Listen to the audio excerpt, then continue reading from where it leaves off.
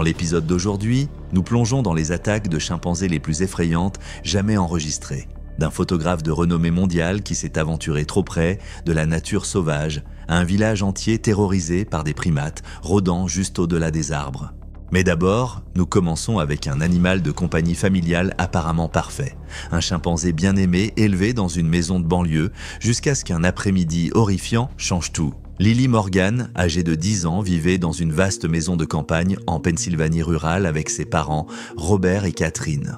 Les Morgan étaient des cadres pharmaceutiques riches qui voyageaient fréquemment pour affaires, laissant Lily aux soins de diverses babysitters. Ce qui rendait le foyer des Morgan unique, cependant, c'était Max, un chimpanzé mâle de 7 ans que Robert avait acheté comme animal de compagnie exotique lorsque Lily avait seulement 5 ans. Robert avait toujours été fasciné par les primates. Lorsque l'occasion s'est présentée d'acheter un bébé chimpanzé d'un zoo en faillite en 2001, il a sauté sur l'occasion, ignorant les préoccupations de Catherine. Robert a insisté sur le fait qu'il serait comme un frère pour Lily et que ces animaux sont incroyablement intelligents. Avec des soins appropriés, ils sont parfaitement sûrs. Pendant les premières années, Max était en effet le compagnon parfait. Il était joueur, affectueux et semblait adorer Lily. Les Morgan n'ont épargné aucune dépense pour leurs membres de famille inhabituels, construisant une vaste enceinte attenante à la maison avec des structures d'escalade, des jouets et même une petite piscine. Max avait sa propre chambre avec un lit sur mesure et une télévision. Il mangeait à la table avec la famille en utilisant des couverts et buvait dans un verre. Les visiteurs de la maison des Morgan étaient toujours étonnés de voir à quel point Max se comportait comme un humain. Mais à mesure que Max entrait dans l'adolescence, des changements subtils commencèrent à apparaître dans son comportement. Il devint plus territorial à propos de son espace de vie et de ses possessions. Il y eut des incidents, petits au début, que les Morgan écartèrent ou rationalisèrent. Max avait déchiré un canapé lorsqu'il était laissé seul trop longtemps. Il avait mordu Catherine quand elle avait essayé de lui retirer une barre de chocolat qu'il avait volée dans le garde-manger. Il avait fait une crise de colère lorsque Lily avait des amis à la maison, obligeant la fin prématurée de la rencontre. Robert rassurait souvent en disant que Max traversait simplement une phase, comme n'importe quel adolescent. Catherine, cependant, avait des doutes. Elle avait lu sur les chimpanzés et savait qu'ils devenaient plus forts et plus imprévisibles avec l'âge. L'idée de trouver un sanctuaire pour Max lui avait traversé l'esprit plus d'une fois, mais Robert rejetait cette idée, croyant que Max faisait partie de la famille. Par un matin d'automne frais en octobre 2005, les Morgan se préparaient pour un voyage d'affaires d'une nuit à New York. Ils avaient prévu que Jessica Winters, une étudiante diplômée de 23 ans de l'université locale, garde Lily. Jessica avait déjà gardé Lily plusieurs fois, et les Morgan lui faisaient confiance avec Max. Elle n'était pas facilement effrayée par les animaux et avait même travaillé dans un centre de faune locale, ce qui rassurait Robert qu'elle s'en sortirait très bien. À l'époque, les réglementations sur la possession d'animaux exotiques étaient de faibles, permettant à des familles comme les Morgan de garder des animaux dangereux avec peu de surveillance. Alors que certains États exigeaient des permis, beaucoup n'avaient aucune restriction, traitant les primates comme des animaux de compagnie plutôt que comme des animaux sauvages imprévisibles. Ce n'est qu'après des attaques très médiatisées, comme la tragédie qui allait bientôt se dérouler chez les Morgan, que les législateurs ont commencé à pousser pour des interdictions plus strictes sur la possession privée de chimpanzés et d'autres animaux sauvages dangereux. Avant de partir, Catherine a remis à Jessica une liste détaillée d'instructions décrivant l'emploi du temps de Lily qui était affichée sur le réfrigérateur. Max restait habituellement dans son enclos lorsqu'ils étaient absents, mais s'il y avait une note indiquant qu'il pourrait se sentir seul. S'il semblait calme, il serait laissé entrer pendant environ 1 heure l'après-midi. Jessica répondit avec assurance, assurant à Catherine qu'elle s'entendait bien avec Max. Alors que la voiture des Morgan disparaissait dans l'allée, Jessica se tourna vers Lily avec un sourire, suggérant un marathon de films ou de faire des cookies. Mais le regard de Lily dériva vers l'enclos de Max, visible à travers les grandes fenêtres. Le chimpanzé les observait attentivement, ses yeux sombres suivant chacun de leurs mouvements, attendant. Lily choisit avec enthousiasme de faire des gâteaux, mentionnant que Max adorait les cookies. La matinée passa agréablement avec des cookies aux pépites de chocolat, des jeux de société et le premier film de Harry Potter. Mais en début d'après-midi, les cris de Max devinrent plus forts, plus insistants. Quelque chose semblait étrange. Lily l'ignora, expliquant qu'il devenait toujours agité à cette heure-ci et que son père le laissait habituellement entrer. Jessica hésita, se souvenant de l'avertissement de Catherine. Max ne pouvait entrer que s'il était calme. Elle a demandé si c'était normal. Lily l'a rassurée en disant que c'était juste sa façon de chercher de l'attention. Jessica allait bientôt se rendre compte à quel point elle se trompait. Contre son meilleur jugement, elle suivit Lily jusqu'à la porte arrière. À leur approche, Max se tut étrangement, attendant près de l'entrée. Lily a insisté qu'il allait bien. Après une brève hésitation, Jessica a déverrouillé la porte. Max est entré sans problème, a embrassé Lily avant de s'installer sur le canapé avec un livre d'images. Tout semblait normal. Puis Jessica s'est excusée pour aller aux toilettes. Elle a demandé à Lily si elle serait d'accord un moment. La fille, toujours à côté de Max, a confirmé qu'ils étaient juste en train de lire. Jessica avait à peine fermé la porte à l'étage qu'un cri aigu déchira l'air, la figeant sur place. Elle dévala les escaliers deux par deux. La scène dans le salon la hantrait à jamais. Max s'était complètement transformé. Ses cheveux se dressaient sur sa tête, ses lèvres retroussées en une grimace terrifiante. Il avait Lily plaquée au sol, ses mains puissantes serrant ses bras. Du sang coulait d'une morsure sur la joue de Lily. Jessica cria sur Max, attrapant une lampe à proximité et la lançant sur le chimpanzé. La lampe frappa le dos de Max, le faisant lâcher Lily momentanément. Il se tourna vers Jessica, poussant un cri guttural qui semblait faire trembler les murs. Dans ce bref instant, Lily s'éloigna en rampant, le sang coulant sur son visage. Jessica cria à Lily de courir et de s'enfermer dans la chambre de ses parents, se plaçant entre la fille et le chimpanzé enragé. Lily se précipita vers les escaliers, mais Max était plus rapide. Avec une vitesse incroyable, il l'intercepta en bas de l'escalier, la saisissant par les cheveux et la tirant en arrière avec une telle force que Jessica entendit le craquement écailleurant de la tête de Lily frappant le sol en bois. Jessica se précipita en avant, désespérée d'aider. Elle attrapa un tisonnier près de la cheminée et le balança sur Max, touchant son épaule. Le chimpanzé hurla de douleur mais ne recula pas. Au lieu de cela, il chargea Jessica, la renversant au sol avec une telle force que l'air fut chassé de ses poumons. Alors qu'elle haletait, Jessica chercha son téléphone dans sa poche. Max reporta son attention sur Lily, qui gisait immobile au bas des escaliers. Le chimpanzé commença à la traîner à travers le sol vers la cuisine. Avec des doigts tant tremblants, Jessica composa le 911 et expliqua frénétiquement l'urgence.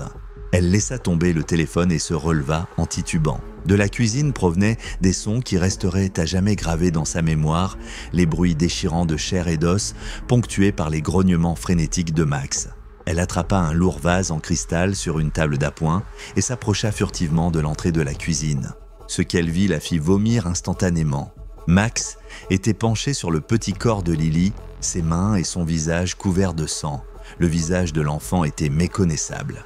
Son petit corps inerte et immobile. Jessica lança le vase de toutes ses forces. Il se brisa contre le dos de Max, envoyant des éclats de cristal voler. Le chimpanzé se retourna, les yeux fous de rage. Il chargea vers Jessica, qui se retourna et courut vers la porte d'entrée. Ses doigts tâtonnaient avec les verrous, tandis que les pas de Max résonnaient derrière elle. Juste au moment où elle ouvrit la porte, elle sentit ses mains puissantes la saisir par derrière. Ses dents s'enfoncèrent dans son épaule, déchirant muscles et tendons. La douleur était aveuglante, brûlante et dévorante. D'une manière ou d'une autre, grâce à l'adrénaline pure, Jessica réussit à lui donner un coup de coude avec son autre bras et à se libérer. Elle trébucha dehors, tombant sur les marches de l'entrée, rampant à travers l'allée de gravier, tandis que le sang coulait de son épaule. Derrière elle, Max se tenait dans l'embrasure de la porte, sa silhouette massive se découpant contre la lumière de l'intérieur. Pendant un moment, il sembla envisager de la poursuivre, mais il se retourna et disparut dans la maison. Jessica se traîna jusqu'à la route avant de s'effondrer, où un automobiliste de passage la trouva et appela à l'aide. Lorsque les secours arrivèrent, elle avait perdu connaissance à cause de la perte de sang. À l'intérieur de la maison des Morgan, les agents ont découvert une scène d'horreur inimaginable. Le corps de Lily gisait dans la cuisine, brutalement mutilé. Max s'était retiré dans son enclos, mais lorsque les agents se sont approchés, il a chargé, les obligeant à tirer sur lui. Les Morgan sont revenus à un cauchemar. Lily était partie, leur maison était une scène de crime. L'enquête a révélé que Max avait montré une agressivité croissante dans les semaines précédentes. La femme de ménage se souvenait de sa possessivité envers Lily, empêchant parfois les autres de l'approcher. Un vétérinaire avait même recommandé des médicaments, mais Robert a ignoré l'avertissement. Le chagrin a déchiré les Morgan. En moins d'1 an, ils ont divorcé. Robert s'est éloigné, incapable de faire face aux souvenirs, tandis que Catherine s'est plongée dans des programmes d'entraide communautaire, essayant de reconstruire sa vie d'une manière qui avait du sens sans Lily. La tragédie des Morgan était un avertissement sévère. Les chimpanzés ne sont jamais vraiment apprivoisés, mais Max n'était pas une anomalie. À travers le monde Serroula, d'autres ont appris la même leçon brutale. Dans les jungles denses d'Afrique, un photographe animalier expérimenté s'est approché trop près du danger, ignorant que sa dernière photo là-bas serait la dernière qu'il prendrait jamais. James Harrington, un photographe animalier du Montana, avait passé 25 ans à capturer des animaux dans leur habitat naturel à travers 6 continents. Son travail était apparu sur les couvertures de National Wildlife, Camas, The Nature of the West et d'autres publications locales. À 48 ans, il était connu pour son approche intrépide et sa profonde fascination pour les grands singes, les gorilles, les orang-outans et surtout les chimpanzés. Sa spécialité était de capturer leurs expressions, les émotions presque humaines dans leurs yeux, ce qui lui a valu une réputation comme l'un des meilleurs dans son domaine. En avril 2019, James s'est lancé dans ce qu'il croyait être l'apogée de sa carrière, une expédition de 3 mois dans la forêt reculée de Nyungwe, au Rwanda, pour documenter une communauté de chimpanzés sauvages rarement photographiés. Ce groupe particulier avait été étudié par des primatologues pendant des années, mais peu d'images de qualité existaient d'eux dans leur habitat naturel. James était déterminé à changer cela. Le voyage vers Nyungwe était éprouvant.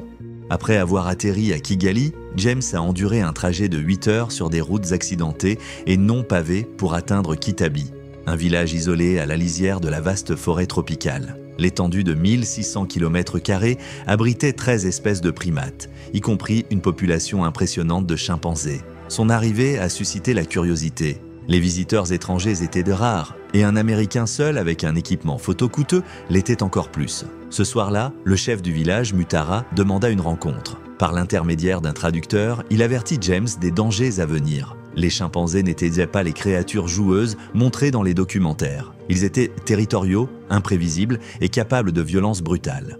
Un villageois avait été attaqué seulement 3 ans auparavant, perdant un œil et plusieurs doigts. James écouta, mais ignora les avertissements. Il avait photographié des grands singes à travers le monde, des gorilles en Ouganda, des orang-outans à Bornéo, des chimpanzés en Tanzanie. Il connaissait leur comportement, comment garder ses distances, quand reculer.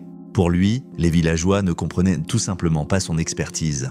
Le lendemain matin, il partit avec un guide local, Emmanuel, un homme qui avait grandi à Kitabi et connaissait intimement la forêt. Emmanuel a fait écho aux avertissements de Mutara.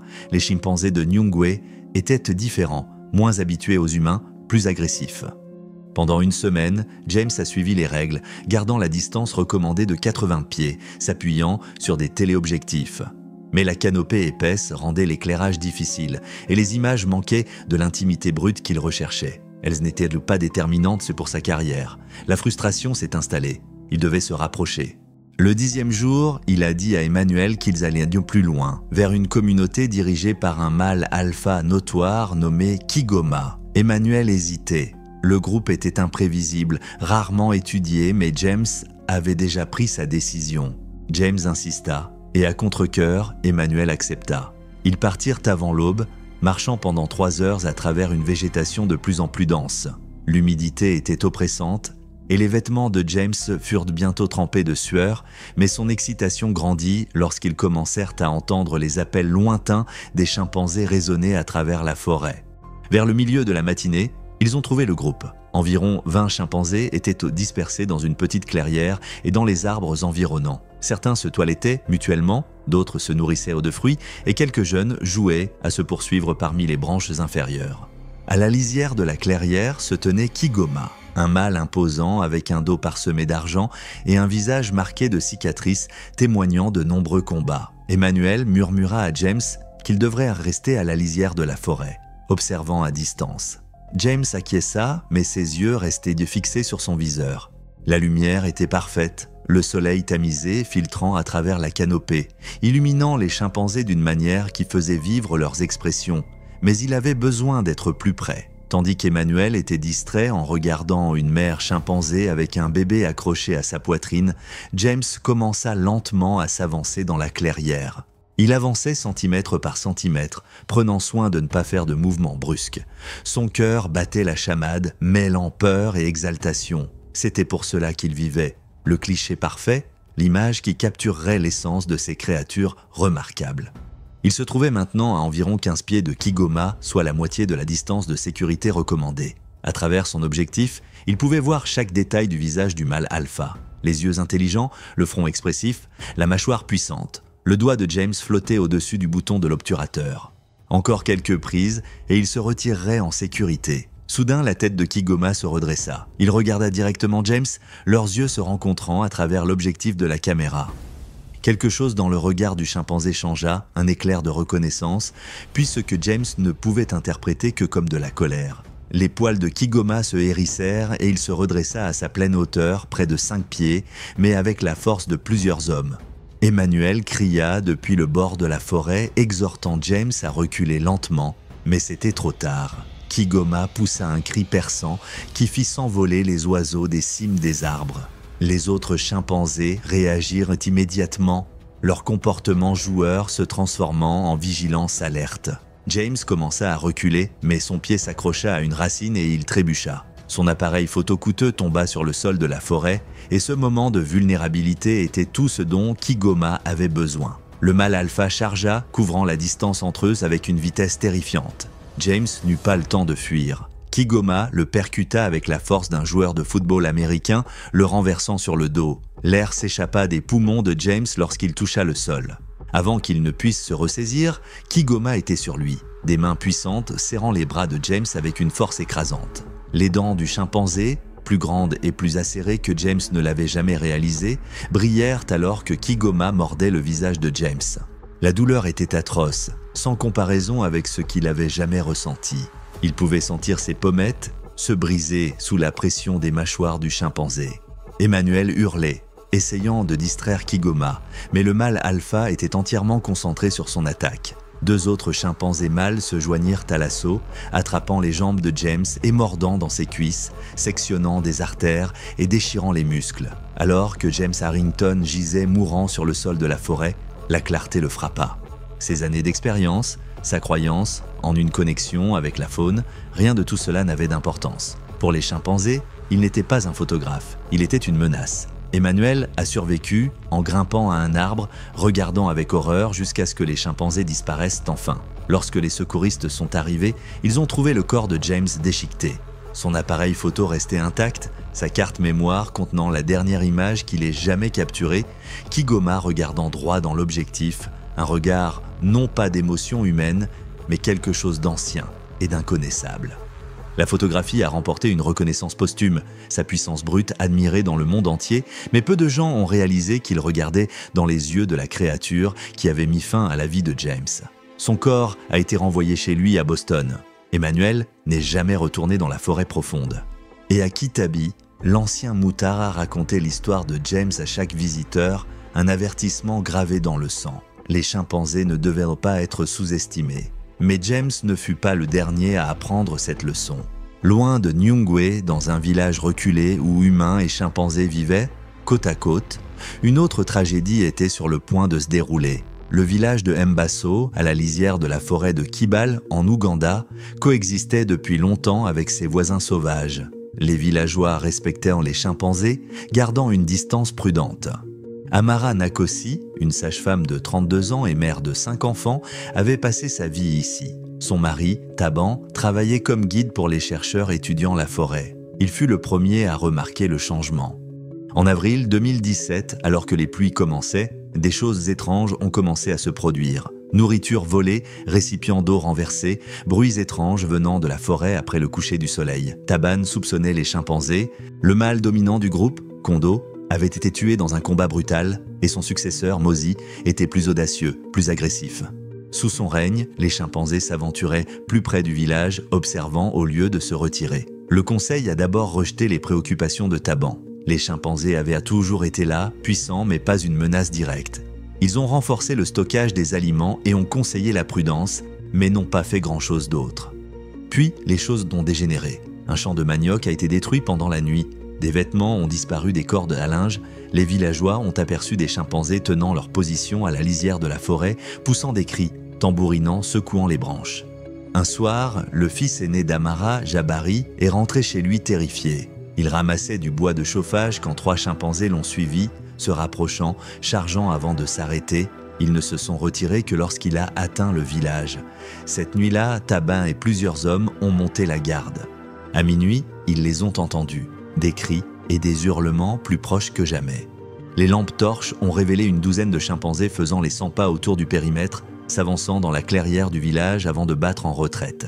Les hommes criaient, frappèrent des casseroles et les repoussaient temporairement. Les chimpanzés revenaient sans cesse. Au matin, le conseil a finalement agi. Un message a été envoyé aux autorités de la faune. De nouvelles règles ont été mises en place, personne n'entrait seul dans la forêt, les enfants restaient au centre du village et toute la nourriture était enfermée. Mais c'était trop tard. Les chimpanzés ne se contentaient de plus d'observer, ils se préparaient à attaquer. Le message aux autorités prendrait des jours, mais la vie à Mbasso ne pouvait pas s'arrêter. Le village dépendait de la forêt pour les essentiels, le bois de chauffage, la nourriture, les médicaments et surtout l'eau. 3 jours après la réunion du conseil, l'approvisionnement en eau était presque épuisé. Sans pluie pour remplir les réservoirs communaux et ses plus jeunes enfants montrant des signes de déshydratation, Amara a conduit un groupe de 7 femmes, y compris sa belle-sœur Naya, à la source au fond de la forêt. Armées de machettes et de bâtons, plus pour se rassurer que pour se défendre, elles partirent à midi, prévoyant de revenir avant le coucher du soleil. Le silence était troublant. Pas de chant d'oiseaux, pas de bruissement dans le sous-bois. Les bavardages habituels parmi les femmes s'évanouirent dans un calme inquiétant. Ils atteignirent la source et se dépêchèrent de remplir leurs récipients. L'eau coulait lentement, retardant leur départ. Amara scruta les arbres, sentant que quelque chose n'allait pas. Puis Naya se figea, les yeux écarquillés. Amara suivit son regard. Perché sur une branche basse, les observant intensément, se trouvait Mozi, le nouveau mâle alpha.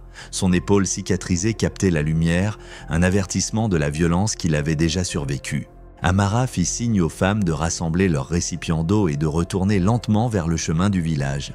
Elle l'avait presque atteint lorsque la forêt explosa de bruit. Des cris, des hurlements et le fracas des corps à travers la végétation. Soudain, des chimpanzés apparurent de toutes les directions. Au moins 15 d'entre eux, principalement des mâles, se dirigeant avec détermination vers le groupe de femmes.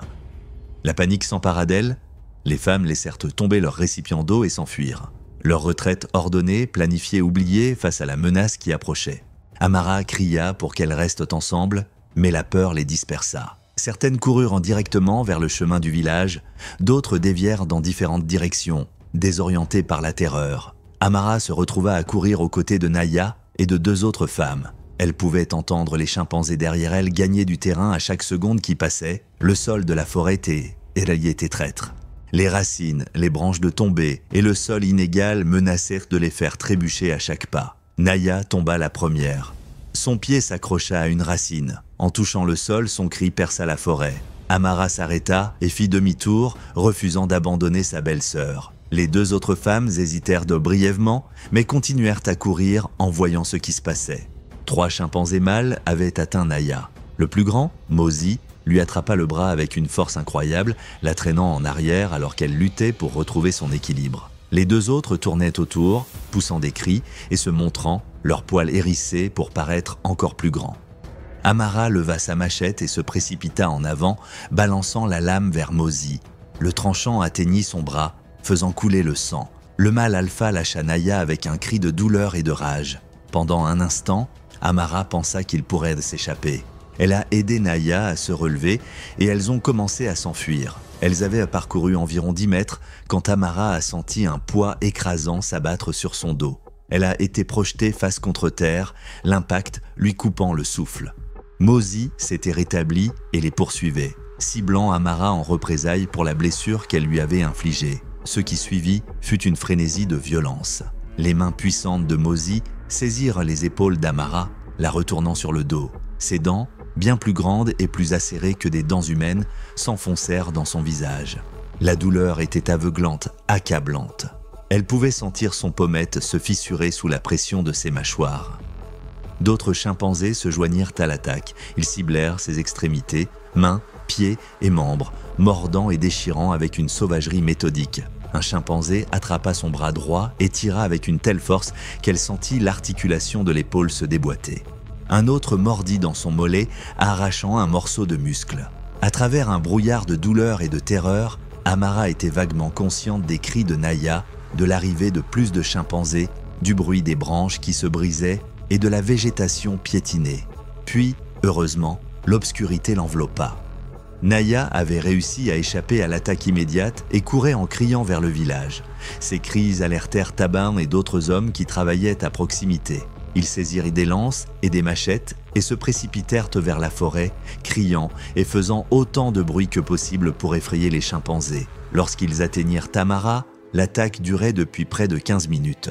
Les chimpanzés se dispersèrent à l'approche des hommes, se fondant à nouveau dans la forêt avec des cris de défi finaux. Ce qu'ils laissèrent derrière eux entraient les villageois d'Ambazo pendant des générations. Amara gisait immobile sur le sol imbibé de sang. Son visage était méconnaissable, son bras droit presque sectionné, et de larges portions de chair avaient été arrachées de ses jambes et de son torse. Taban tomba à genoux à côté de sa femme, mais il était immédiatement clair qu'elle était au-delà de toute aide. Les autres femmes qui étaient allées chercher de l'eau s'en étaient mieux sorties. Tous avaient échappé avec leur vie, bien que 3 aient subi des blessures dues à des chutes ou à des attaques de biais. Le village d'Ambasso sombra dans le deuil et la peur. Le corps d'Amara fut préparé pour l'enterrement selon la tradition. Mais les funérailles habituelles de 3 jours durent être abrégées et se tenir entièrement au centre du village. Personne n'osait s'aventurer près de la lisière de la forêt. Les autorités de la faune sont arrivées 4 jours après la mort d'Amara. Ils ont amené des chercheurs et des pisteurs spécialisés dans le comportement des chimpanzés. Ce qu'ils ont découvert était troublant. La communauté de chimpanzés dirigée par Mozi avait subi ce que les scientifiques appelaient un changement culturel. La mort de l'alpha précédent et l'ascension de Mozi avaient coïncidé avec une pression croissante sur leur habitat due à l'exploitation forestière illégale de l'autre côté de leur territoire. Les chimpanzés avaient été forcés d'entrer en contact plus étroit avec les humains et sous la direction de Mozi, ils avaient perdu leur peur des gens. Plus inquiétant encore, ils avaient appris que les humains pouvaient être des proies. L'attaque contre Amara n'était pas une agression aléatoire. C'était un comportement de chasse coordonné similaire à la façon dont les chimpanzés chassent les singes ou les petites antilopes. Les autorités ont relogé les habitants d'Ambazo dans un nouveau village à plusieurs kilomètres au-delà du territoire des chimpanzés. Le village d'origine a été abandonné, laissé à la reconquête de la forêt. Taban, maintenant veuf, avec 5 enfants à élever, a trouvé du travail dans un centre de conservation, utilisant ses connaissances pour aider les chercheurs à comprendre et prévenir des conflits similaires. Les chimpanzés sont restés dans la forêt de Kibale, leur nombre diminuant lentement à mesure que la perte d'habitat se poursuivait. Mozi a dirigé sa communauté pendant encore 7 ans avant d'être tué dans un conflit territorial avec un groupe voisin, mais les changements de comportement qu'il avait instaurés lui ont survécu. Les chimpanzés de Kibale sont devenus connus parmi les chercheurs comme l'un des rares cas documentés d'une communauté de chimpanzés ayant systématiquement chassé les humains. Pour les anciens habitants d'Ambasso, la forêt qui avait autrefois été leur maison et leur pourvoyeuse est devenue un lieu de cauchemar. Ils ont dit à leurs enfants et petits-enfants de respecter les chimpanzés à distance, de comprendre que sous les expressions et comportements apparemment humains se cachaient des créatures sauvages capables de violences calculées. Le plus important, ils leur ont appris que l'équilibre délicat entre les humains et la faune pouvait basculer en un instant, transformant une coexistence vieille de générations en un conflit mortel. Ce n'étaient maintenant pas les seules attaques brutales. Cliquez ici pour entendre parler de 4 cas horrifiants où des personnes ont été dévorées vivantes par des chimpanzés.